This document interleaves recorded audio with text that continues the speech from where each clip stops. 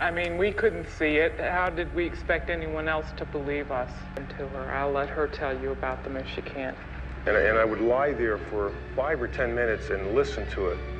Along with the music, I could hear 3 or 4 voices. The landlord knew there was a problem with that house. No, the landlord Yes. Wait a minute. What about the covers coming off? What about the sodomization? What about the apparitions my children saw? You're probably saying to yourself about now, well, this story sounds crazy, but my guest today insists it's true.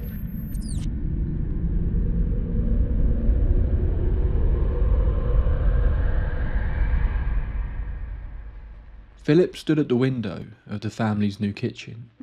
The early morning sun was beaming on his face as he glanced out at the place they now called home. He hated it, but he knew why they were there. Philip was sick, very seriously sick, and his entire family had relocated to make sure they could get him the medical treatment he needed. He couldn't be the one to kick up a fuss. They had done this for him. But he had to wonder if the others were feeling the same way he was. Did they also feel like they were being watched everywhere they went in this house? Philip walked out of the kitchen and along the staircase that led down the stairs to the landing below, the entrance to the basement where his room was. As he did, he heard something. At first he thought it was his mother, calling him. But then he noticed the hiss of the shower coming from the bathroom. She was still in there. He heard it again. It certainly wasn't his mother. It was a voice, coming from downstairs. A deep man's voice, one he did not recognize. Philip paused and looked over the banister. "Philip," it called out. It was hard to explain, the voice didn't feel loud as such, but it was clear now. It repeated, calling his name over and over again. Philip froze. Someone was in their house. "Philip, come down here," the voice says in an impatient tone. He leant over the banister and the voice repeated its instruction. Philip was sure now. The voice was coming from the basement. No one was in the basement. Then the voice's tone changed. It chuckled a low laugh. "Philip, you've got to come down here and see this," it said. The teenage boy glanced around in a panic, looking for help. He didn't know what to do. "Philip, I've got something to show you," it repeated, from down in the darkened doorway to the basement. Philip turned and ran into the living room. He turned the TV on as loud as he could and buried his head in a blanket. Despite all he had been through, he was still very much a child. His mother found him there moments later, after coming rushing from the shower to find out why the TV was so loud. Philip told her about the voice, but she reassured him that no one was down there. Philip replied he knows there's no one down there.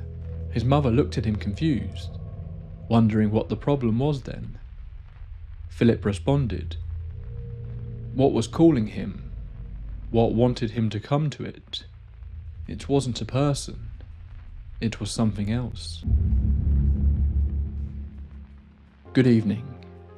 This is an episode I've had planned for a long time now, and one you guys have asked me to cover many times. This is actually going to be part of the first ever loose two-parter that I've done on the show. But don't worry, the 2 parts are connected by a specific theme. We're going to still be delving into the entire story here tonight, and won't be splitting it into 2. The case of the Snedeker family from the mid-1980s, while not reaching the levels of fame of cases like the Amityville Horror, is still likely one of the most infamous hauntings in American history. This was a case that saw debates on mainstream TV shows. It ultimately inspired documentaries, books, and even a successful feature film based on the case. But the 2009 movie, The Haunting in Connecticut, doesn't really tell the story as was originally reported. What they claim to experience may be one of the most disturbing paranormal cases ever reported. But can their story be believed? Well, that's a big conversation to have. I'm putting a serious content warning on this one. It gets into some very dark places, including some discussions of sexual assault. As always, I try not to be too graphic with this stuff, but it is there. Across the various years, different pseudonyms have been used for members of the family, which is obviously a little confusing. I have tried my best to get all the names correct, but apologies if I get anyone mixed up here. As always, we will be first telling the story as described by the family, before discussing what really could have taken place here.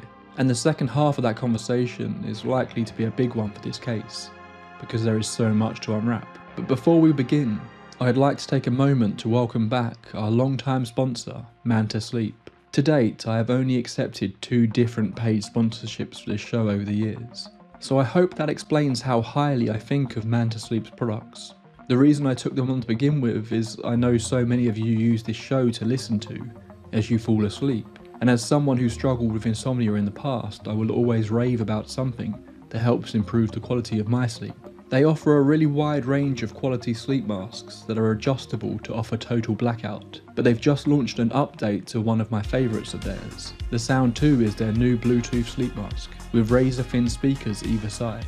It is perfect for falling asleep listening to creepy stories. It sounds great, and the speakers are easily adjustable without taking off the mask. But I think the most important aspect for a sleep mask is comfort. Manta claims that this is the most comfortable Bluetooth mask on the market. I haven't tried them all, so I can't confirm that, but it is pretty damn comfortable. They've somehow improved on the original to make it fit even nicer and be more breathable throughout the night. The battery has also increased. I took this on a recent week-long trip with me and didn't need to charge it once. If you want to check out the Sound 2 or any of the rest of Manta Sleep's range, then use the link in the description or use the code TAPE at checkout to get 10% off your order. Also, every purchase made supports the show. So thank you Manta Sleep for your continued support, and thank you for not skipping the ad.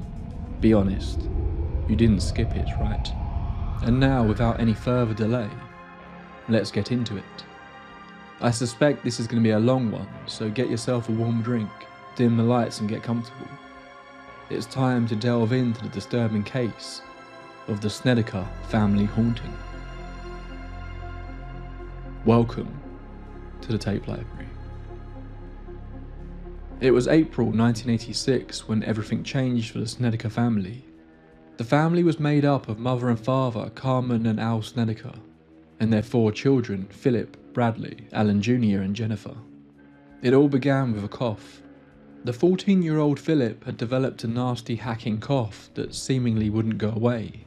Then Carmen discovered a lump just under her son's jaw.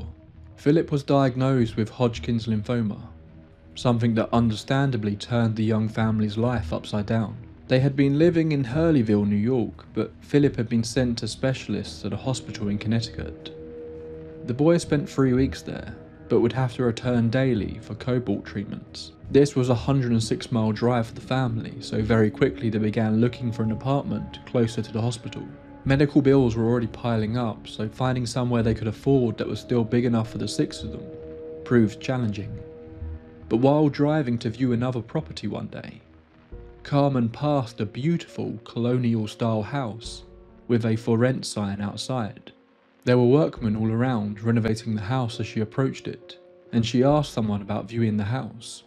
The property was planned to be split into 2 apartments. The downstairs wasn't safe for her to walk around currently, but the person she spoke to let her into the upstairs to see what it was like. In Carmen's eyes it was perfect, but she assumed it was way out of their price range. She called the owner and was shocked to discover that the rent would actually be affordable for them. After hearing their story and discovering why Carmen was so desperate for a place to live, he offered her the downstairs apartment that was still being worked on. Carmen didn't hesitate. Even though she hadn't seen the downstairs, she thought it couldn't possibly be any smaller than the upstairs, and that was her main factor in looking for a property. She agreed to rent the place. Al would have to stay in New York for 6 weeks until his job could be transferred, but the entire family were on board with the move, and excited to start their new life. Shortly before the move, Carmen shot bolt upright in bed. She'd had a nightmare. Her memory of it was hazy, but she could remember something. Caskets. Rows of caskets. and a man standing there, looking at her. The family arrived at the new home on a warm June afternoon. Al actually had family in the area, so a number of them made the trip over to help with the unpacking. When they arrived, Carmen and Al went in alone at first, wanting to see exactly what they were moving into before bringing the children in. Carpenters were still at work on the ground floor, so the couple made their way through towards the basement area that had been divided up into multiple rooms. The air felt musty, but there was plenty of room for the kids. But that was when they noticed something. At the end of the hall that stretched the length of the basement was another room. As they entered, they noticed each room in the property was adorned with a silver crucifix. They entered the room. It was full of strange tools that they didn't recognize. Tubes, jars and blades. Underneath one of the tables were boxes of blank metallic plates. Just off of this room was a door that led to a ramp that sloped up towards the back garden. It was a loading ramp down to the basement. Entering another room, they found a large rectangular platform that looked a little like a bed, but with chains attached to a large hoist. There was a large piece of plywood on the floor that Al lifted up to reveal what appeared to be a concrete pit, its sides stained with some sort of dark substance. Another area saw them discover a table with a rusty sink nearby. It looked almost like a run-down operating room. By the time the couple headed back outside, they were a little shaken by what they had discovered, but decided it was best not to tell the children. Standing in the front garden now was the owner of the property, Mr. Lawson. Carmen pulled him aside and flat out asked him, did this used to be a funeral home? He admitted that yes it was, but it hadn't been used for a couple of years. He'd recently purchased it from the funeral home's former owner. He'd wanted to turn the place into an office building but couldn't get permission, so decided with the hospital expanding nearby that it might work as a rental property. He asked that the Snedekers leave the stuff in the basement alone, claiming that it made a good conversation starter. He then apparently apologised that the downstairs apartment still wasn't ready, and suggested they should stay with friends or in a motel while the final bits of work could be completed. Why he hadn't pre-warned the family about this doesn't seem to be mentioned in the Snedeker story, but I get the feeling this guy was maybe not the best of landlords. Al headed back to New York for work, and Carmen went to the motel with the children. But a motel room for all of them was far too cramped, and after just 2 days she decided it would be better just to move into the unfinished apartment. The family pulled mattresses out from the garage and set themselves up in the dining room, while the finishing touches were put on their new home. By the weekend they were good to complete their move. Philip and his brother would take the 2 rooms in the basement, while everyone else slept on the ground floor. But Bradley was staying with family for the summer, meaning Philip would be down there on his own for the first few weeks. Carmen was washing up in the kitchen when Philip came walking in. He was quiet. Carmen could feel the nervous energy radiating off of him. When she asked what was wrong, he said he didn't want to sleep in the basement. In fact, he thought they should leave the house altogether. She tried to calm him down, telling him he was just worried about the change. But when she asked why he hated the place so much, he simply said it felt evil. Leaving obviously wasn't an option, and although his words made Carmen uncomfortable, she tried to put it to the back of her mind.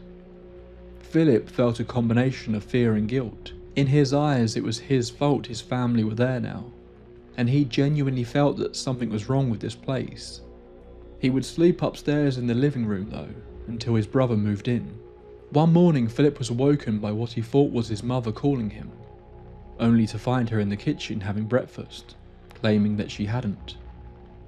When she went to go and have a shower, that's when he heard it properly for the first time. A voice, coming from deep down in the basement. A voice that wanted to show him something. When Carmen found him covered in a blanket with the TV turned up to full volume, she tried to comfort him, but Philip just kept repeating that the house was evil. Carmen decided to tell him the truth, that the house had been a funeral home.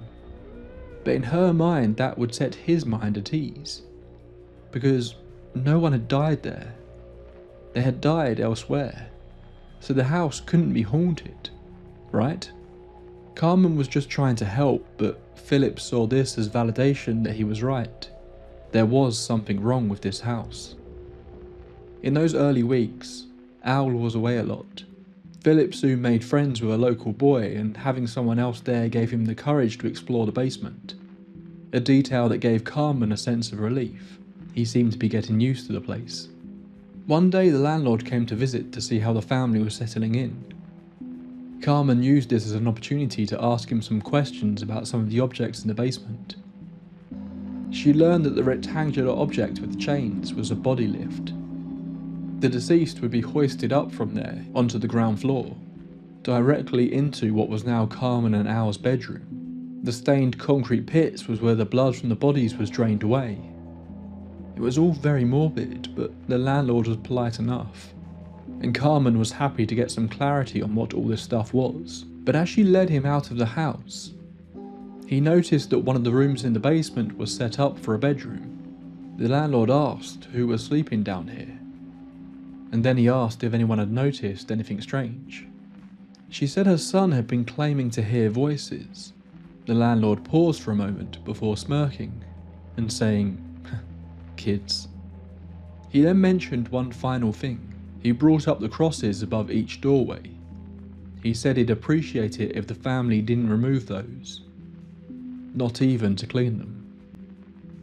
One morning, Carmen was sitting looking through the letters that had just arrived, when the peaceful silence was shattered by a loud scream. Carmen ran towards the source of it and was met by her young daughter Jennifer in the hall. She was hysterical, terrified. Jennifer, in her frantic, broken sentences, just kept telling her mother that there was a woman standing in her room, with her arms stretched out wide, looking directly at her. Carmen inspected the room. Jennifer said she was standing over there by the dresser, but of course there was no sign of anyone. Carmen was annoyed. She was sure that Philip had been scaring his little sister, but Philip denied it, and when he heard that Jennifer had seen someone, he looked equally terrified. When Owl returned, he discussed the whole matter with Philip. In Owl's mind, his son was stressed and imagining things. He had been through a lot these last few months, and at 14 he was still very much a child. Owl retreated to the living room, and Philip went to the bathroom. But as he reached out for the handle, he heard it again, clear as day. Someone called his name and asked what he was doing. Philip turned slowly and gazed down the stairs that led to the basement. "Philip, I think you should come down here," the voice repeated. Then he was sure he saw it. Movement in the darkness. Just a slight grey blur moving, followed by the sounds of footsteps. Philip ran back to his family but didn't say a word. What was the point? No one believed him. Philip continued to hear voices. Sometimes they sounded like a stranger. Sometimes he was sure it was his father, even when he wasn't home. Owl and Carmen were growing increasingly worried about their son and began to talk about getting him some help. But this would be another expense they would have to face. Therapists were not cheap, so they held off initially. But Philip wasn't alone. Jennifer began confiding in her brother that she was seeing things that she called ghosts. Philip's treatments were really taking a toll on the boy, so it was easy for his parents to blame everything on that. One night, Carmen came into the living room to find Philip asleep on the sofa, but with all the lights turned on. When she asked him why he had switched them on, he said he had heard a voice coming from one of the darkened corners of the room. He had switched them on, but when he did, the voice didn't stop, even though there was no one there. These incidents continued, with Jennifer also coming to Carmen complaining of similar things. It wasn't until one afternoon that Carmen began to take it all a little more seriously. She was sitting in the sunroom writing in her journal. Interestingly, she was writing about Philip's latest claim, when she suddenly heard a man's voice shout, "Carm, you in here?" Excitedly, she jumped up. It must be Al. He must be home early. She called his name in response, but was met with silence. She called out again. Nothing. She went out to the hall into the living room, and there was no one there. She tried to shrug it off. It was just the children's stories getting to her. But something in the back of her mind began to grow. One day, Carmen was standing in the kitchen mopping the floor when she noticed an odd coppery smell that appeared to come out of nowhere. When she looked down at the bucket, she saw that the water had become a deep, dark red. Then she realized it wasn't just a bucket. Her feet were covered in this red substance, and so was the floor. She quickly cleaned it up with paper towels, telling herself that it was a problem with the linoleum. It just needed to be replaced, that was all. The voice continued tormenting Philip, speaking to him when he was alone, always trying to call him down to the basement, telling him it had things to tell him, telling him they had things to do. Philip had stopped talking to his parents about the voices, but he was still talking to Jennifer about it. She hadn't heard them herself, but she had obviously seen the woman, and she told her brother that she often didn't feel like she was alone at any point in the home. Philip had started seeing things too, not as vividly as his sister was, but he was sure he kept seeing a shadowy figure just out of the corner of his eye. It was small and grey and seemed to be darting behind the furniture, as though it were hiding from him. But when he finally plucked up the courage to get closer, there was nothing there. Carmen was continuing to note strange events too, although it seems every family member was experiencing something a little different. Carmen was on the phone to a friend while making lunch, but when she hung up the phone she realised the stack of plates and their utensils that she had placed on the side had all vanished. Then she discovered them, back in the cupboard. Someone had put them away for some reason. That weekend, Philip's brother Bradley finally came to the home. Summer was ending and it was soon time for the children to start in their new school.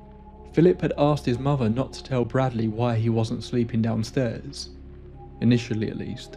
He also said that now his brother was there, he was happy to try sleeping in the basement. Both boys would have their own rooms separated by French doors, but Philip was insistent that he still wanted to share one room with his brother.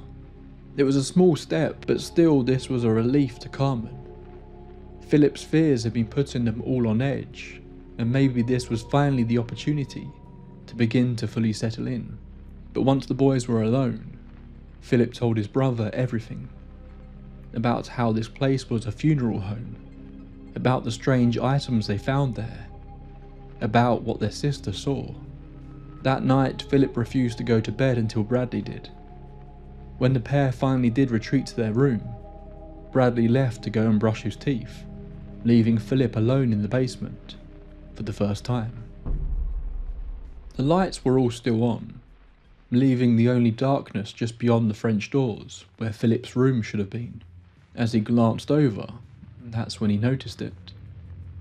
The doors were open, just a crack, and in that crack was a face peering back at him. This was no case of pareidolia, a shadow playing tricks on his eyes. He could see the face as clear as day.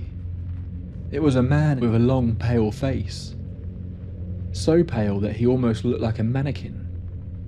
His hair black and thin, his cheeks hollow with sunken eyes. His lips began to move as though he were talking, but Philip couldn't make out any words. He just stared as the pale face peered back at him, totally emotionlessly.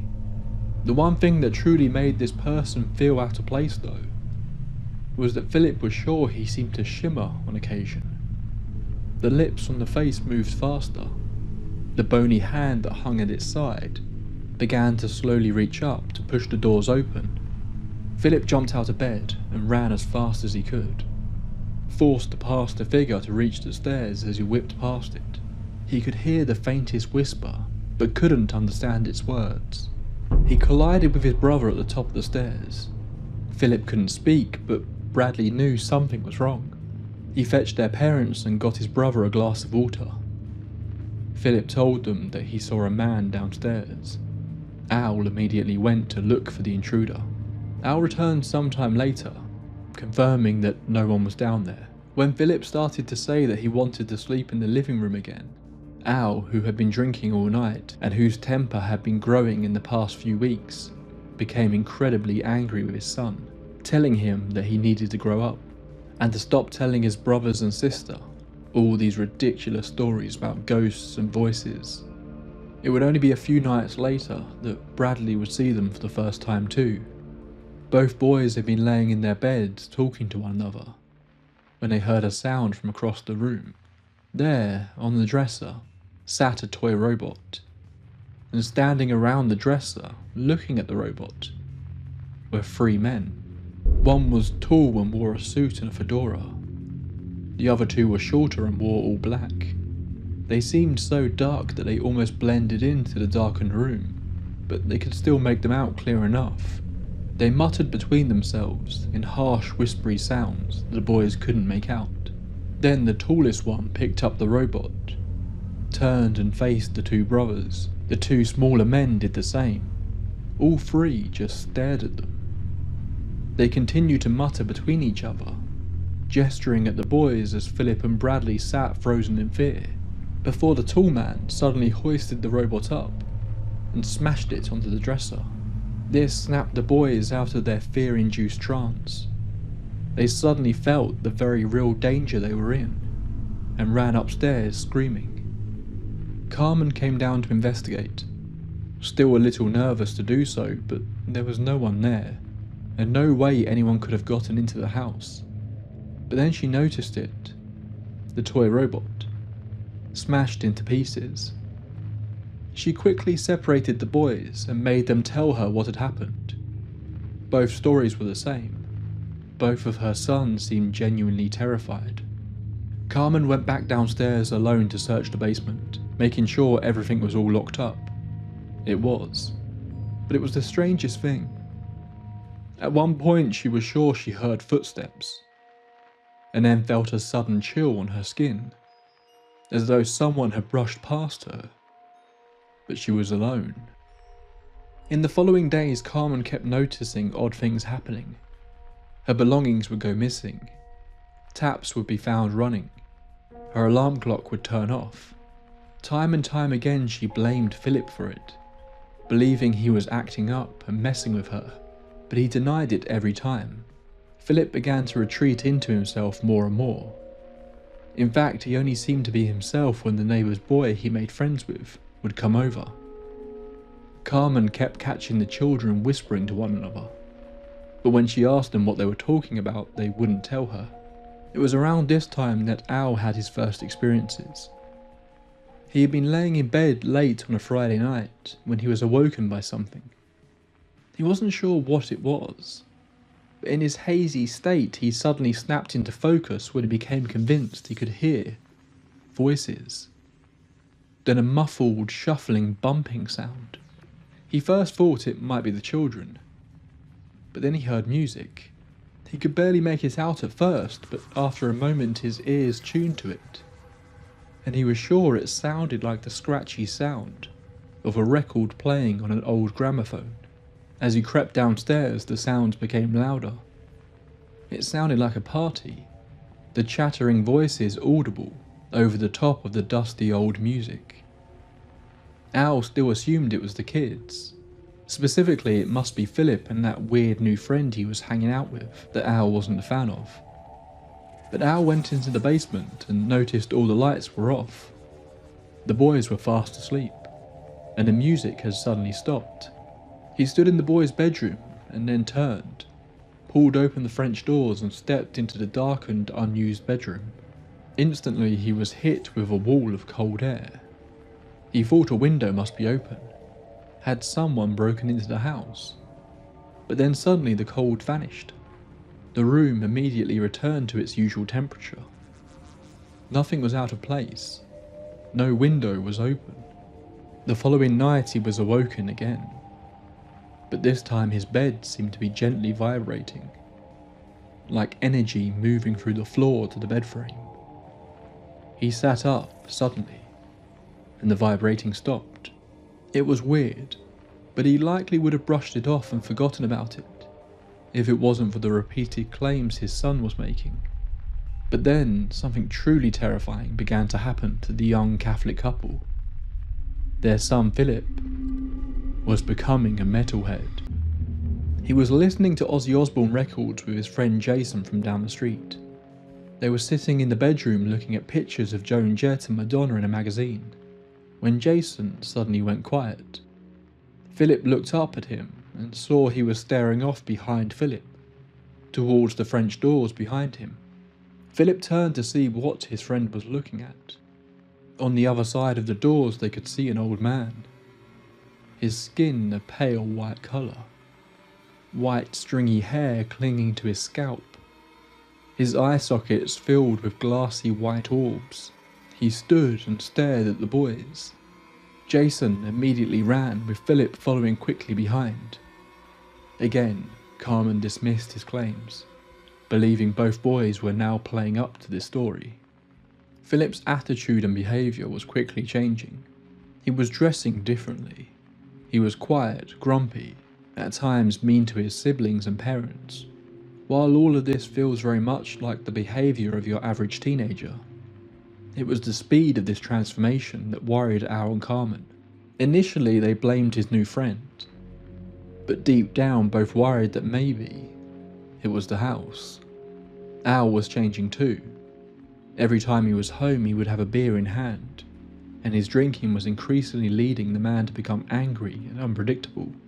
Philip and Al really began to clash, and Al was quite angrily telling his son to drop all this ghost stuff. But Philip was beginning to not just hear the voices still, but starting to interact with them. It wanted something from him.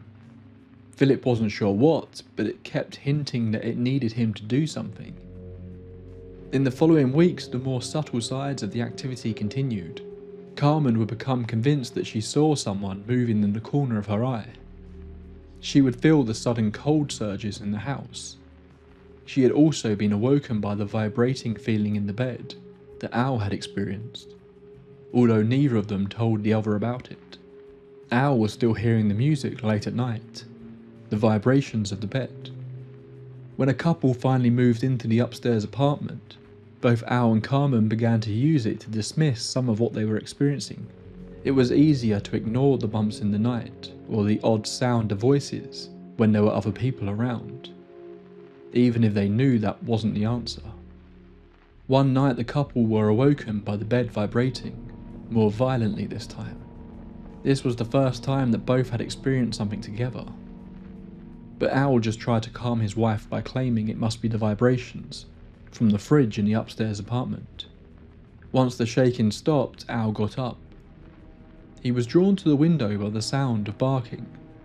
Out there in the dark was their neighbour's dog, barking incessantly, looking at their house as it did. This became a common occurrence on most nights, when the family would experience something. Then the increasingly reserved Philip suddenly decided he did want his own room after all.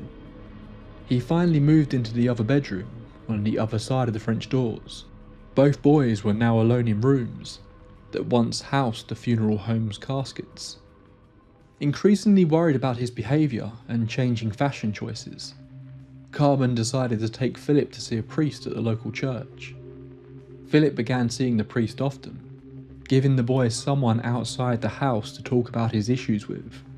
But the priest simply thought it was the teenager rebelling against his parents, and suggested the idea of him seeing a therapist.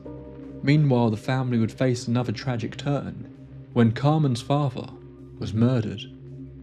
He was found dead in his own trailer, shot by his own gun, but with minimal blood at the scene it seemed to suggest that he had been murdered and then taken to the trailer and left there. Seemingly the police weren't too interested in investigating the murder of an elderly alcoholic, and Carmen and her brother were forced to bury their father without knowing what had happened to him. While she was gone, Al was alone with the sounds at night. The music, the voices, the vibrating bed, the barking dog. When he found Philip up and walking around one night after hearing it all, he confronted his son and asked if he had snuck some friends into the house. Chillingly, Philip replied, "Why would I do that? It's crowded enough in here as it is." Just after Christmas, a sky-high electric bill dropped into the Snedeker's mailbox. A furious owl blamed this on Philip and his insistence on sleeping with all the lights on. Owl went as far as to remove the bulbs from the lights in the basement. Later that night, Bradley came into Owl and Carmen's room, complaining that the lights were on. Owl, confused, came down to investigate. Sure enough, the light was shining, but there was no bulb in the socket. Then the lights suddenly went out. Owl didn't know how to react. He just said to Bradley that he had woken him up for no reason, that there was no light. Owl then retreated to the kitchen and began to drink. Well, after he pulled the bulbs out, one night I was laying in bed and my sister came down the stairs. And she started flicking on the light switch downstairs. And I said, "Sis, what are you doing? You're not supposed to be down here." And I got up and I chased her up the stairs. And I chased her into the living room. And my dad and mom were sitting there and they said, "What are you doing out of bed? You need to go downstairs and go to bed." And I said, "Well, where's my sister at?" She just was downstairs turning the lights on and off. And they said, "No, she's in bed. Go look and see for yourself." And I walked in there and I looked, my sister was sleeping. And I was walking by my dad and he said, "Well, quit messing around because you know I took those bulbs out anyways." Philip had started saying that Owl wasn't even his father. He was right in a way, Owl was his stepfather, but they had always called him Dad. That night the voice praised him for this, agreeing that he wasn't their father, that Owl didn't respect him, didn't believe in him, that he will stand in Philip's way of what he could possibly become. The voice asked Philip if he knew who it was. Philip said that the voice was his father. The voice asked the question again. Philip responded that the voice was God. The voice responded, "That's right, my son." Carmen was growing more and more concerned. She was arguing with the increasingly angry Owl. Bradley would spend as much time out of the house as he could. Philip's behaviour was disturbing her. He was now walking around the house mumbling to himself. The look in his eyes scared both his parents. When she would mop, that strange brown reddish liquid would appear. What's more, she kept hearing the voices over and over herself. Always just whispers on the wind, hard to make out and easy to dismiss, but it was getting harder and harder to do so. Her only reprieve came from a friend that she had made with one of the neighbours, a woman named Tanya, who would come around and talk with her. Well, that was until one day when Tanya ran out without explaining. She wouldn't go near Carmen for several weeks, until finally Carmen confronted her and asked why she was being so weird. Tanya told her that the Snedeker's house scared her, that it felt claustrophobic and suffocating when she was in there.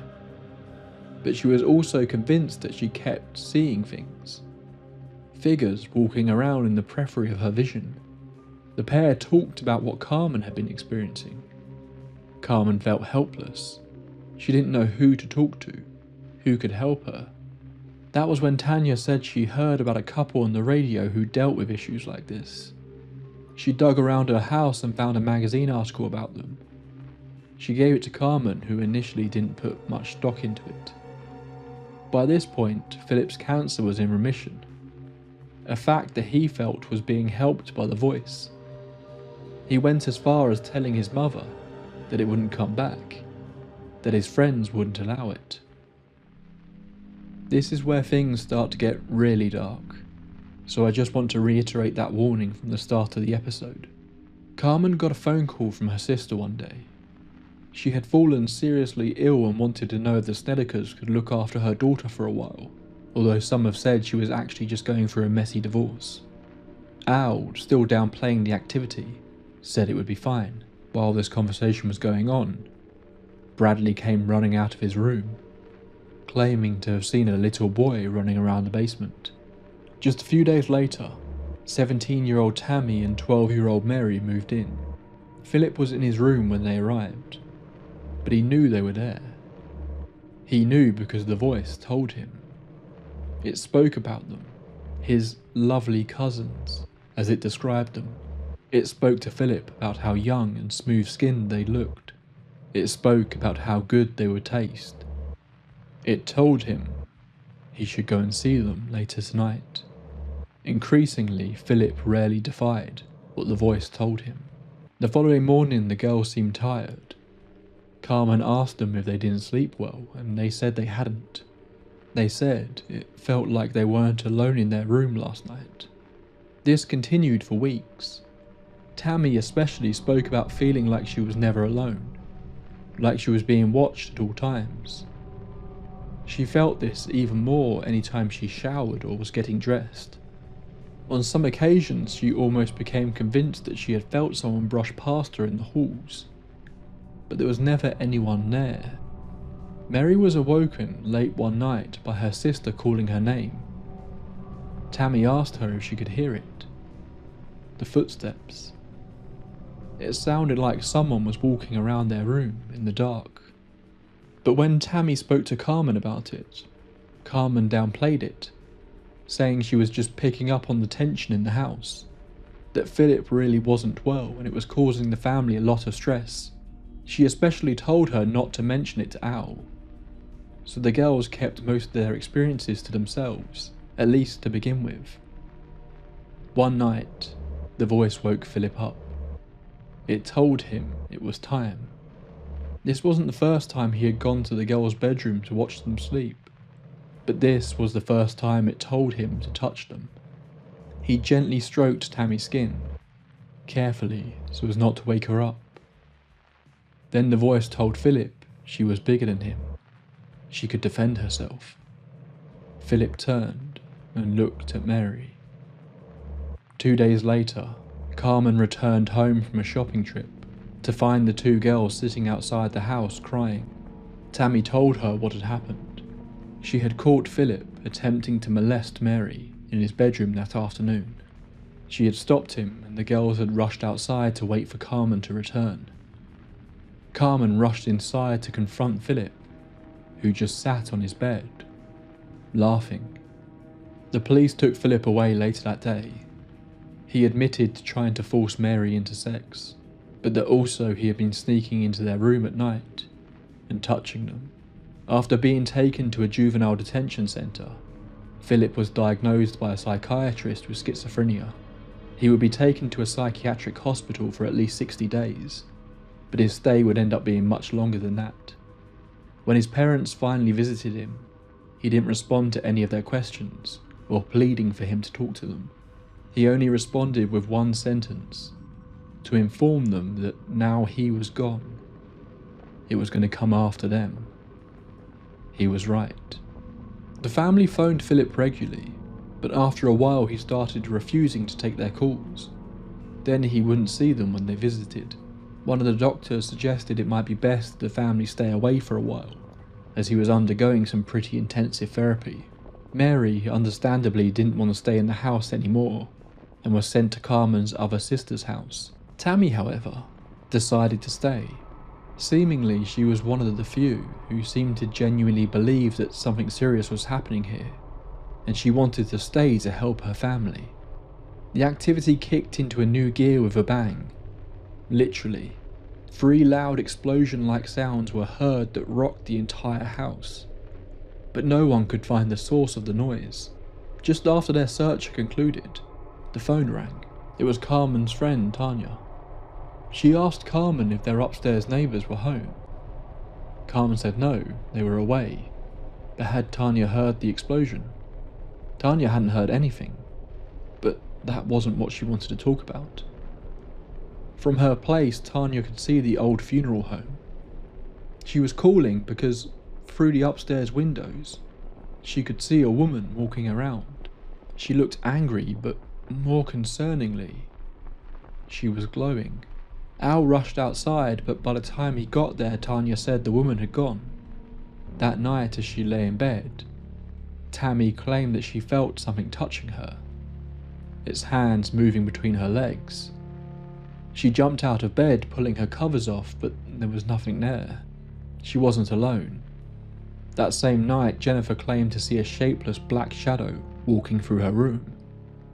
Bradley, now alone in the basement, heard whispers, and the youngest boy, Alan Jr., who hadn't seemingly experienced anything yet, woke everyone else up when he began screaming from his room. He claimed that something had stung him in his bed. The following night, Tammy was attacked, more viciously this time. She was in the bathroom alone. It began with feeling like someone had pulled on her bra. Then she felt it again, fingers moving up her legs. She tried to push the bathroom door open, but it wouldn't budge.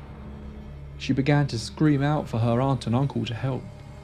As Al began trying to break the door down, the explosive sounds were heard again, rattling the house. The lights flickered as it did. Suddenly, Al fell to the floor, screaming in pain. He said it felt like he had been stabbed. Then, everything stopped. There was silence. The bathroom door slowly swung open.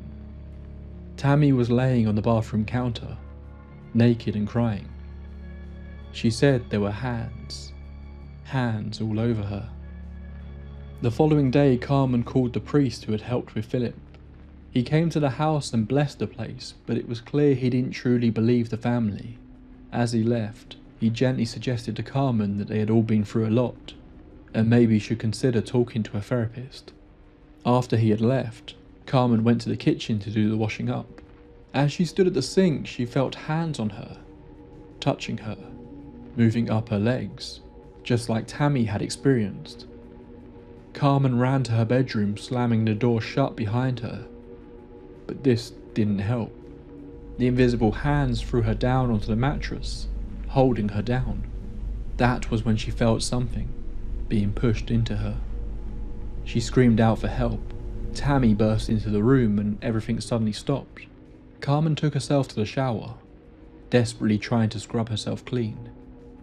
As she did, she was sure she heard it. A voice laughing and mocking, talking about all the things it wanted to do to Carmen, to Tammy. Then it attacked again. That night, Carmen told Al what had happened, but instead of his usual angry reaction, he instead broke down in tears. He finally confessed to Carmen that he had been hearing and seeing things too. Both of them were finally able to admit it. There was something seriously wrong with this house. It continued. The children saw figures. Bradley started sleeping in the living room. Carmen felt a presence envelop her in the basement, with such an intense feeling that she collapsed into the fetal position on the floor. Tammy was attacked in the night again, sexually assaulted by an invisible presence. The smell of feces appeared and disappeared seemingly at random.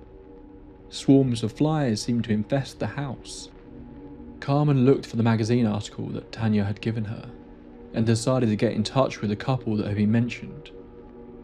This was Connecticut in the 1980s, so of course there was only one couple the Snedekers would be contacting. The phone rang at the home of Ed and Lorraine Warren. I mentioned at the start of the episode that this was the first of a long-promised two-parter. The very first proper episode of the tape library was the case of the Annabelle doll, and since then we have spoken about a large number of cases that Ed and Lorraine Warren have been involved in. Some where they were key figures in the case, others where they had a tiny amount of involvement. For several decades they were involved in countless major paranormal stories, so it becomes difficult to not talk about them. But over time my personal opinion of the pair has shifted. It's been nearly a year since we last spoke about one of their cases at length, and I wanted to finally bring an end to them as a topic on the tape library, so I decided to tackle this in two parts. The first is what you are currently listening to, the Snedeker case, which I think is a great example of one of the more controversial cases involving the Warrens. Then in the next part, we will be doing a deep dive into them as a topic in their own right. The following morning, Ed and Lorraine Warren were on the Snedeker's doorstep. For those that maybe aren't familiar, Ed and Lorraine Warren are arguably the world's most famous paranormal investigators, especially at this time. Ed was a self-professed demonologist, Lorraine a clairvoyant. Together, they investigated countless claims of paranormal activity, and during that time gained as many fans as they did detractors. To some, they were heroes. To others, they were liars and scammers. Ed Warren began, as he often did, by interviewing the family at length. He asked if anyone in the family took drugs or if they had ever attended a seance, anything that could have kick-started this activity or could point towards a more human explanation. Meanwhile, Lorraine began walking around the house to see if she could pick up on anything with her abilities. To begin with, she felt nothing, but that seemed to change as she entered the basement. She felt unwell, a dark feeling, a feeling of helplessness. But it wasn't here, in the bedrooms the boys stayed in. She was just getting closer. It was coming from somewhere deeper. It was at the back, in the room where the bodies used to be embalmed, that it really hit her. Dead bodies, burned black, as if they had died in some sort of explosion. Then she saw a man touching the bodies, then laughing. Evil laughter, as the man began to do things to the bodies. Unspeakable things. This had been a place where necrophilia had been practiced. Ed and Lorraine told the family that whatever was present in the home wasn't a ghost. It was evil. It was demonic. They explained that its goal was to break them down, to make them scared, to make them weak, and then, when they were at their lowest, it would try to possess them. There was no point leaving the house, it would follow them wherever they went. The house wasn't haunted as such. Something dark lurked there, and now it had latched on to the Snedekers. For the next several weeks, the Warrens, along with other investigators on their team, effectively moved in. The entire family were now sleeping in the living room. After the Warrens told them it was more dangerous to be alone, the activity continued. In fact, it seemed to grow stranger and more angry, due to the presence of the investigators in the home. One night, Owl awoke to see lights swirling around the living room. The lights all seemed to combine together as the man lay there speechless, as it appeared to take on the form of Jesus. He was on the cross, his face distorted, eyes swollen and tongue protruding. He was dead, but speaking to Owl, telling him he couldn't help his family, that there was no help for them. The figure fell on Owl, screaming and bleeding, and then just vanished, as he leapt up screaming himself. One day, Owl and Carmen were sat on the porch while the investigators were inside, when suddenly Carmen fell off her seat, her throat swelling, completely unconscious. Owl called for help and everyone rushed outside. In Carmen's mind, she said she was transported somewhere completely black, with a red circle of light above her. In the air, two faces appeared, one man, one woman, their hair stringy and thin, skin pale with wide decaying grins. They mocked Carmen viciously, mocked her faith.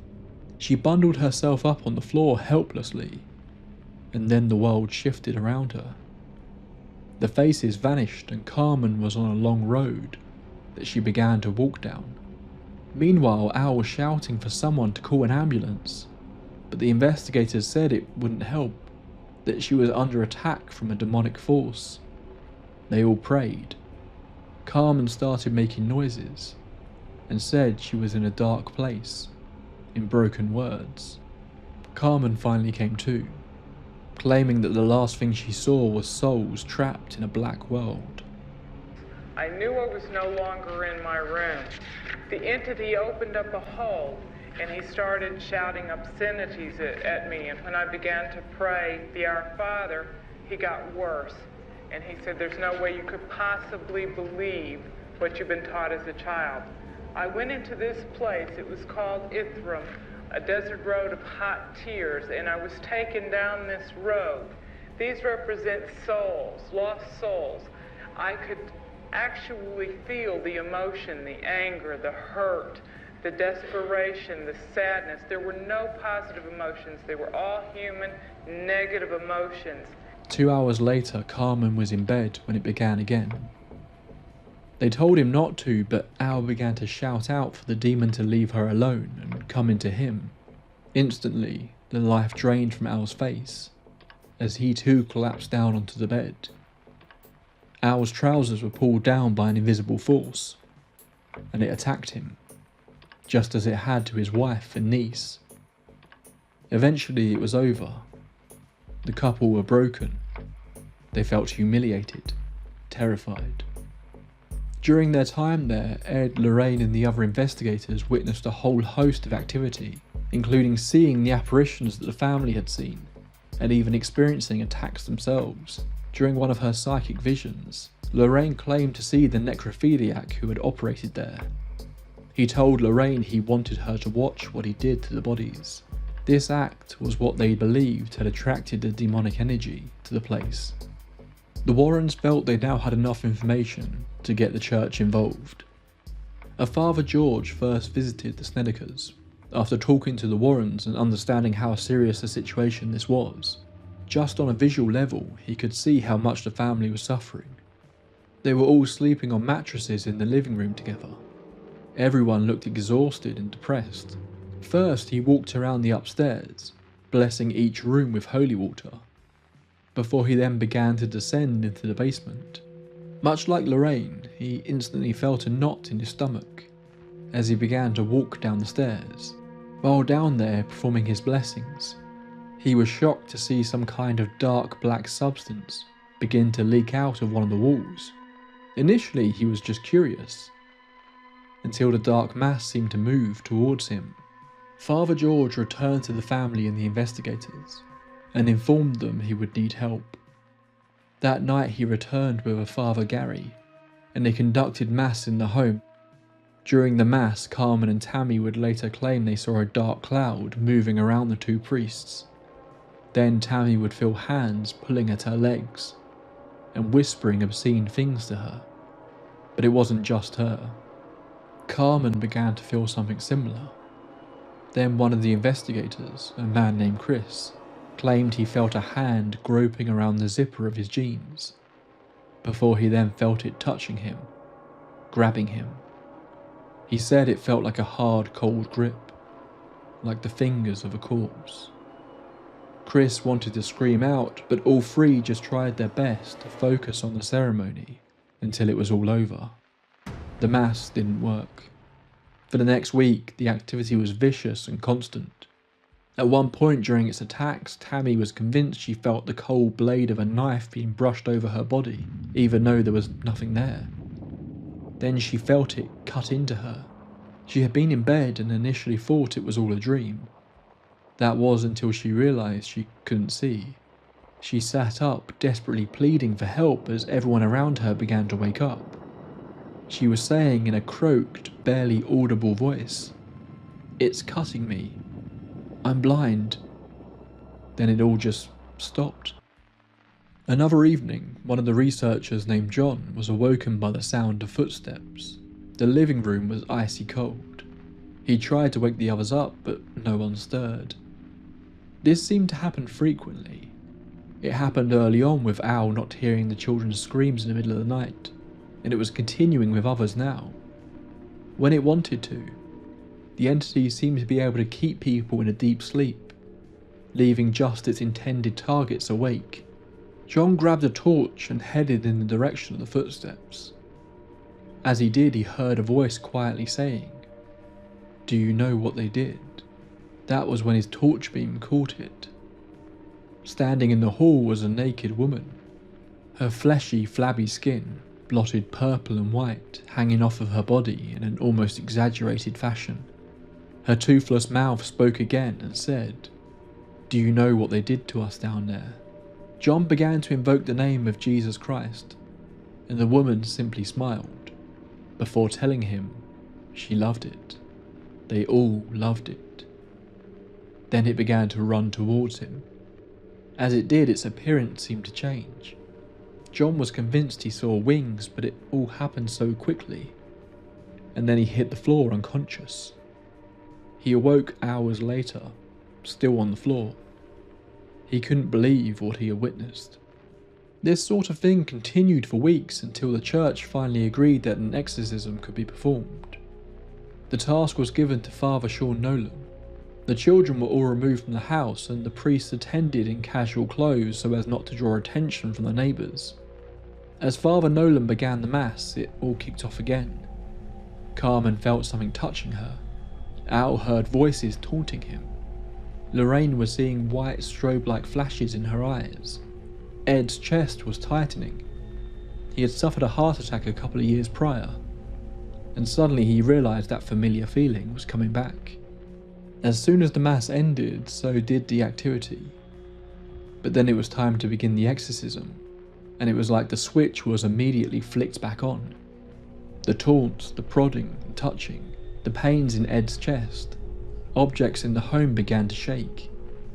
The exorcism went on for hours and was a brutal experience for everyone involved. Around the 4-hour mark, the pain in Ed's chest became so bad that Lorraine attempted to get him out of the house. As they did, it was like the entire house tilted to one side, before falling back into place. Lorraine, knowing this was just an illusion, ignored it and helped her husband to safety. Smoke was beginning to rise from the carpets. Voices filled the air. Voices shouting vile, disgusting things. Hands groped. A putrid smell filled the air. Then suddenly it all just stopped. Father Nolan, breathing heavy and drenched in sweat, went to check on Ed, who seemed to have recovered. The family all looked around at one another. They could feel it. The entire house was different.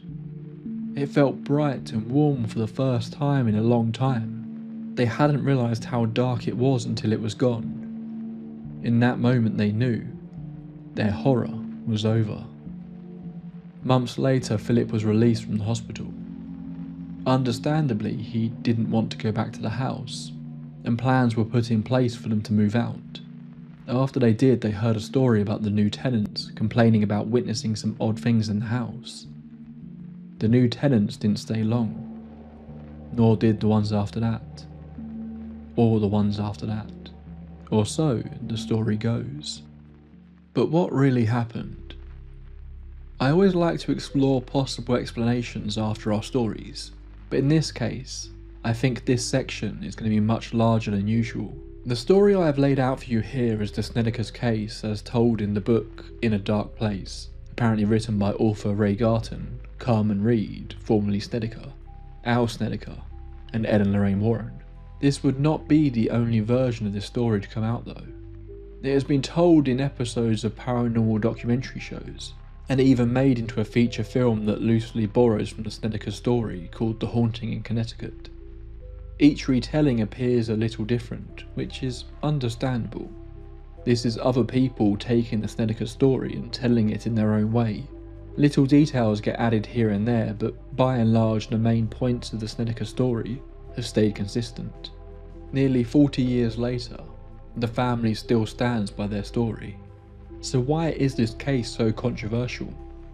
Well, to begin with, if we take the story from In a Dark Place at face value, this is, on paper, one of the most extraordinary and violent tales of a haunting ever reported. I have deliberately not gone too graphic with the details here, but what the Snedekers claimed happened to them in that house is horrifying.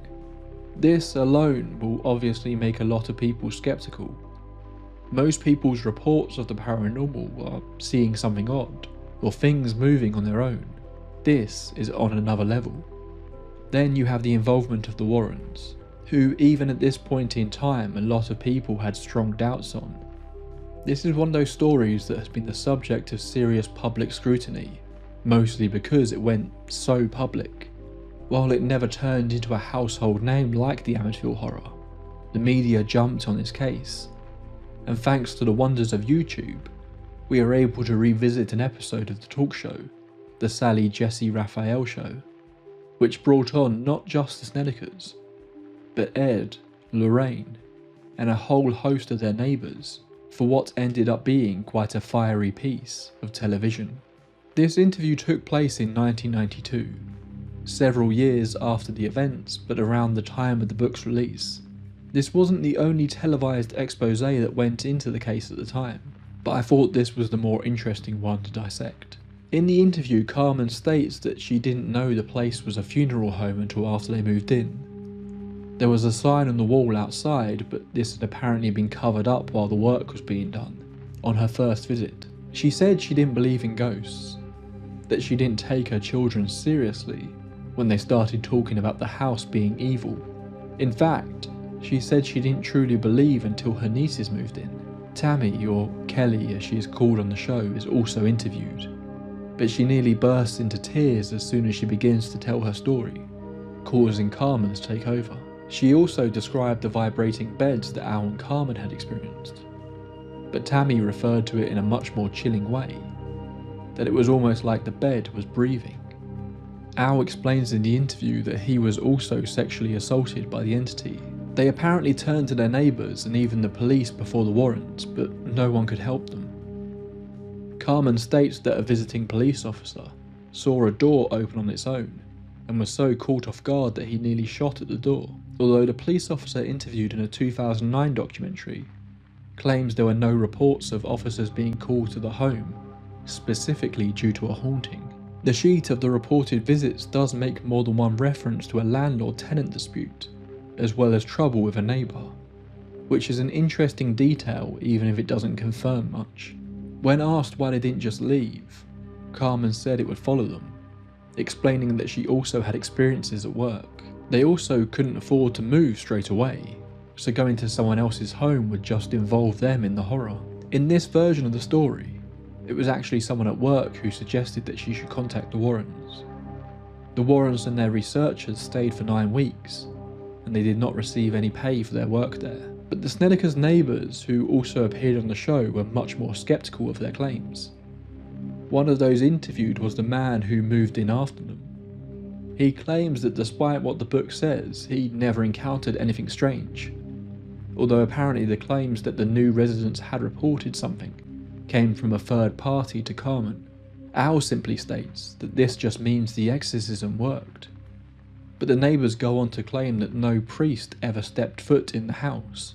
Later in the episode, it's revealed by another local that someone else had moved in before the man on stage, and she suggests that this is the person who had the encounters, leaving a bit of mystery in the air of if any activity continued after the exorcism. Very quickly, the interactions with the neighbours devolves into a shouting match, with one claiming that the Snedekers fell behind with their rent, and that was suddenly when the stories began, but Al and Carmen refute this. One of the neighbours claims that the woman who lived above them never experienced anything, and ultimately moved out because of the Snedekers' continued claims and the attention it brought. But this time it's Tammy who jumps in and says this is a lie, claiming that the upstairs neighbour talked to her numerous times about witnessing strange activity herself, although it's worth pointing out that later it seems to be revealed that the woman who lived upstairs was a real estate agent who worked with the landlord, adding to the Snedekers' claims that a lot of the backlash is the result of their previous landlord trying to discredit them. But some of the other neighbours took it more seriously, claiming they did see priests visiting, and that one neighbour who visited the house was so freaked out that she started making her children wear crucifixes. Interestingly, most of the neighbours on the show that are most vocal and appear on stage seem to have moved into the area after the Snedekers left. One was the resident who took the downstairs apartment.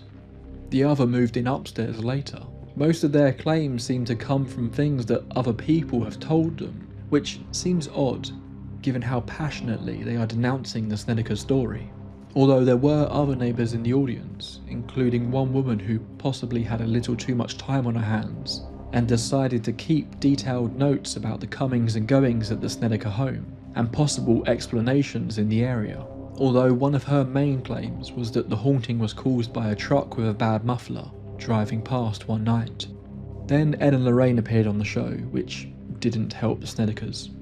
Ed refutes the claims that no priest visited the home, although he does refuse to provide the actual name of the priest who performed the exorcism, only referring to him as Father A, a fact that Ed got rather irate about here, and in another show where he was pressed to reveal the identity of the priest. One name, Father A is the name I give you. I don't have to give a name, a full name. Ed claimed that some of the people on stage were potentially being paid off by the landlord, who wanted the negative reputation his property now had gone. Another person in the audience claimed that Philip was also taking illegal drugs, along with his medication. Both his treatment and, if true, the drugs he was taking, could have led to hallucinations. But others point out, even if that could be used to explain what Philip was seeing, it wouldn't account for any other part of the Snedeker story. Apparently, the Snedekers had no intention of writing a book. It was Ed Warren who had pushed for the book to be written, telling the family that it would be good, so that other people out there who experienced something similar could know that help was available if they knew where to look. Then the show introduced longtime skeptical writer and investigator Joe Nickell, a man that Ed Warren clearly has had prior run-ins with, and instantly the pair engage in a pretty fiery back and forth. Everyone on the show, on both sides of the argument, comes off as angry and defensive, and just leaves the entire thing feeling like a bit of a mess. Joe Nickell points out that the entire presentation of the book is like a horror novel, a point that he backs up by pointing out its lead writer, Ray Garton, was a horror fiction writer, and it would be Ray Garton who would likely go on to provide the most damning information on this story. Around 2009, during the release of the movie, Ray Garton became quite outspoken about his experiences of writing the book.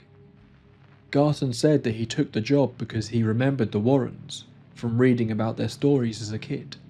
While he didn't believe in the paranormal himself, he took this assignment with the belief that the people involved genuinely believed it, and he wanted to share their stories. But quickly he said there were issues. He said the Snedekers couldn't keep their story straight. He said they were going through some pretty serious problems like drug addiction and alcoholism. Carmen was apparently running an illegal lottery scam that he was told not to mention. He barely got to speak to Philip, but once he did have a phone call with him, the boy apparently claimed that his visions went away after he was medicated. Ed and Lorraine told Garton they had videotape of the activity that they could show him, but every time he asked to see it, a different excuse was used for why they couldn't show it to him right now. He never got to see inside the house because the new residents wanted nothing to do with the story, which in hindsight now explains why I struggled so much to really understand the layout of the house from Garton's book. When he finally approached Ed Warren with his concerns, he apparently said to Garton, "They're crazy. All the people that come to us are crazy. That's why they come to us. Just use what you can and make the rest up. You write scary books, right?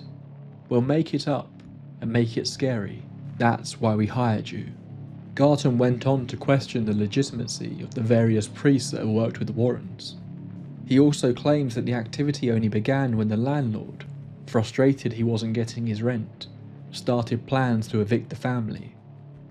Although why the haunting claims could stop the landlord from evicting them, I'm unsure. One newspaper report, though, seems to suggest they just moved out before the eviction, and the haunting claims began after they had already been living there for 2 years. The timeline in the book is fairly vague, so I'm not sure how this matches up. Garton also points out that Carmen has capitalised on this story, now working as a spiritual advisor herself, trying to apparently help others in similar situations. What adds weight to Garton's claims is it seems true. Across various interviews over the years, while the major details of the haunting match up, there's a lot of smaller inconsistencies that pop up. You could pass a lot of these off as people misspeaking, misremembering small details as time goes on, or even that the story has been told through so many different people over the years that it kind of makes the details of the real story tricky to pin down. But these inconsistencies are there, and they do cast a lot of doubt on their story. Garton claims that he has been open about all of this since the beginning, but the most often referred to example of these claims seems to come from a 2009 interview, leading some to speculate that he was just angry that he hadn't received any money from the movie being made, but he denies that this is the reason. John Zaffis, one of the investigators on the case and the nephew of the Warrens, asks why Garton did not have his name taken off the book, or even refused to write it if he thought it was all a scam. Garton's response to this was that he couldn't afford the legal fees to back out of the contract he had signed, before knowing what he was really getting into. As is so often the case in these big paranormal stories, money is a constant factor in both the debunkings and the more wild claims of activity. Some have pointed to a lot of the more extreme attacks mirroring scenes from the movie The Entity, and that Carmen and Tammy may have just lifted the idea from there. Although, the believers could easily say that of course The Entity was also based on the real life case of Doris Biffer. If anything, maybe there being a prior example of a paranormal case featuring similar activity adds weight to their claims. Another big sticking point for the skeptical claims is whether Carmen knew that the house was a funeral home. The landlord and other neighbours claim that it was made very clear to her before moving in, but the Snedekers deny this. Personally, I'm not sure why this is such a big point of debate. In the book, the Snedekers learn that it was a funeral home really quickly before fully moving in. I guess having prior knowledge could point towards them planning this whole hoax before moving in, but I don't know, it doesn't alter the story drastically for me. The other prevailing theory that could explain all this isn't a nice one, but it makes a lot of sense for at least parts of the story. This was a family who were genuinely going through a very dark period in their life. They had uprooted their entire family because their child had been diagnosed with cancer. Carmen's father was murdered. Her sister was having such serious issues that Carmen was forced to take care of her nieces. Her husband was developing a pretty serious drinking problem. Philip had been faced with his own mortality at such a young age, and at the same time moved into a funeral home. If you believe demons were the cause or not, it's pretty clear his mental health was taking a dark tumble into the abyss. He was writing threatening dark messages in his journals. He was drawing pictures of his stepfather dead. If you believe the neighbour boy, he was also taking illegal drugs. Ultimately, he was diagnosed with schizophrenia. But before that, he was apparently caught attempting to molest his 12-year-old cousin, and then admitted to touching both her and her sister while they slept. In the story, the very sexualized attacks seem to begin shortly after this revelation. Maybe this wasn't a case of a family trying to create a haunted house story to try and make some money. Maybe this is instead an example of a family dealing with some very real-world trauma, and somehow transmuting that trauma into their home being evil and haunted, a fact that maybe they truly believed, even if it wasn't true. But of course, if you are a believer, you could say this is simply the sort of environment that demons would happily feed upon and make worse. Then of course you have the Warrens' involvement. It's hard not to notice that even in the book the activity ramps up considerably once the Warrens get involved. This wasn't just a factor in this case, but in the careers of Ed and Lorraine as a whole. To begin with, their claims about hauntings were a lot more grounded. Sure, there were some really out there claims, but they were a little more sparse in their occurrences within their cases. By the 80s, however, these reported cases were becoming dramatic events that seemed to mirror the changes in paranormal horror movies of the time. One thing that jumped out to me was the aggressive sexual violence present in the story, something that also stood out to me in the Small family haunting that took place around the same time. Many have suggested that the Warren stories becoming increasingly provocative was their attempt at creating a story that would finally eclipse the Amityville horror, a story that obviously made a lot of money for the people involved, but crucially not for the Warrens. However, if they were exaggerating a lot of the details in these later cases, you could also look at Ed's claim on the talk show. If you believe him, that this is all about getting the message out there, that these things happen and people need to know they are not alone. In a world of increasingly outlandish horror stories in movies and books, maybe a more simple, grounded haunting wouldn't make a dent in the public's perception. Instead, it needed to be terrifying, dark, disturbing. People needed to know that they should turn to the Catholic Church to be safe from this sort of thing. Or, if that didn't work out, maybe you needed to turn towards Ed and Lorraine Warren. Of course, the Snedekers were not happy with Garton's claims, nor the claims of their neighbours. Carmen, Tammy and Bradley are all interviewed in a 2009 documentary where they deny most of his claims, and Lorraine says she has no idea how her and Ed got mixed up with a man like Garton. But prior to looking into this, my impression of this story was that it was very much the Snedekers and the Warrens on one side, and Garton and the landlord on the other. But seemingly, Carmen at the very least, has become quite outspoken on the Warrens as well, feeling they took advantage of her family. Once the Warrens got involved, it seemed they began to control the narrative, telling the family what to say and coaching them through any media interactions. She stated that the book was not an accurate representation of what they went through, although I'm unsure which details specifically she is referring to. There also seems to be conflicting thoughts on if she is actually upset about the details, or if she just wasn't happy about the book as a whole, particularly the details about her son and her nieces. If she is suggesting that maybe the story about what Philip did to his cousins is inaccurate seems unclear, but either way it appears Philip was genuinely quite an unwell boy, and in subsequent interviews about the case, he and the two younger children are shielded from the public eye. In a later interview she said they refused to remove anything she wanted removed from the book, saying that her story wasn't her story anymore. They had taken it away from her.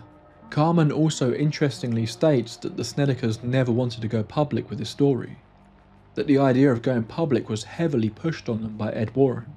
His reasoning for that was apparently to pressure the church into performing the exorcism, although Carmen now believes it was actually for the Warrens' own gain. Neither Carmen or Al said they truly understood the level of attention going public would bring to their family. She didn't think they cared about them, nor their reputations, or what all this would do to their children's lives. She grew so angry that the family completely disconnected from the Warrens and everyone else involved in the case, and moved to Tennessee. You can say anything you want to about me. It's not going to affect me. I choose to move on and try and understand what did happen to me, raise my children, and live the best life I can live. But Carmen and the rest of the Snedekers have surely gained a decent amount from this story.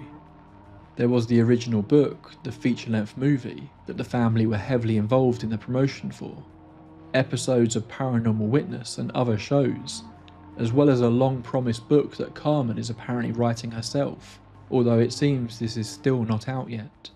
One of the more vicious claims that skeptics on this case make is that even Philip's cancer was not real. A claim that Garton himself doesn't explicitly make, but he does allude to those rumours, and states that not only did he see no evidence of his cancer treatments, that also the family didn't seem to know a lot about the boy's illness, which felt odd to him.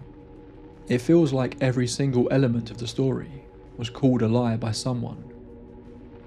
In 2012, Philip, now a father of 4 himself, would die at the age of 38, after his cancer returned. That's all for this entry into the tape library. I'm not going to lie, as I'm writing this, my head hurts. It really is the fallout from this case that I think makes it so interesting, but it also just devolves into a whole lot of people screaming and shouting that the other people are lying. It reminds me of Amityville a lot in that regard. People seem to pick the narrative they want to believe in both these cases, and just turn a blind eye to anything that might contradict that story. Before I give my thoughts on this one, I want to hear yours, so drop me a comment below with what you think. Is this an example of the Warrens taking a family story and twisting it into something more dramatic? Did the Snedekers plan this all along to try and make money from a hoax? Is this a manifestation of the genuine trauma the family went through? Or was it all real? Did the Snedekers really uncover something evil in that house? Or is the truth somewhere in the middle? Me? I have no idea at this point. The story is so extreme and so over the top that, combined with my previous dips into the Warrens' cases, leaves me with a lot of doubts about how true any of this is. But at the same time, the people arguing against them don't really convince me either. The TV appearances with all the various neighbours just feels like people wanting to argue because they wanted to be on a talk show and get attention, rather than because they had serious thoughts on what's happened to the family. Garton's statements are pretty damning, and do echo some of the things that another writer, Gerald Brittle, would later speak about in regards to the Warrens. Although both these stories seem to come out around the time that big money was being thrown about for movie deals, and both were being left out, which kind of leaves a slight sour taste in my mouth.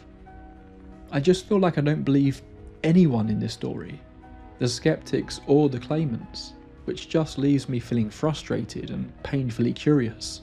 I believe something could have happened in that house in Connecticut, but if that something was paranormal, or simply the dark sides of human behaviour, I couldn't say.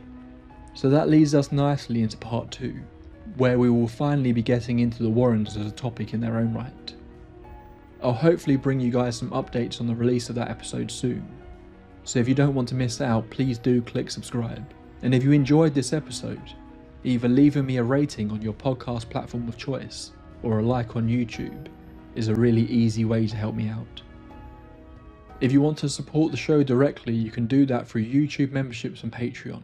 There are a few different perks depending on what you sign up for, such as ad-free episodes, early releases and shoutouts, so be sure to check those out. So let's thank some of those wonderful supporters who keep the lights on in the Tape Library archives. Our Tape Library archivists: Umiko Grimm, West Virginia Vegetable Man, Tina S, Thomas Boatwright, the God Emperor of Mankind, Crimson DM, the Detective, Stephen Lutman, Sean Miller, Sandy Lusk, Sag El Kali, Sarah Boyd, Rosary Sudrobin, Quirky Joseph, Plum Blossom, Pixelina, Monty Montes, Mirashard, Midia Zabine, Emmy Bartley, Lisa Mary Sheridan, Lady Bet Noir, Juno, Judith Hacker, Joseph Conderla, Jolly Jedi, Joe, Jamie Long, G-Raw, Gabrielle, Emily Carlin, Eric Salas, Dagon O'Dorlick, Dominic DeAngelis, Dawn Swan, Darla, Crystal Edwards, Ashlar's Book, Alfredo Sandoval and Adeline. Our lead archivists: Xavier Angle, Vaniel, Tyler Michael, Tracy Torello, Tater Salad, The Original Deer, Ridiculous, Old Soul Like Mine, Plague Doctor is in, Melissa Harrington, Lord William, London Grace, Creepy Candy, Brian Baker, Amy Stubblefield, Alex O'Neill, Alex Goldberg and 1000th Ghost.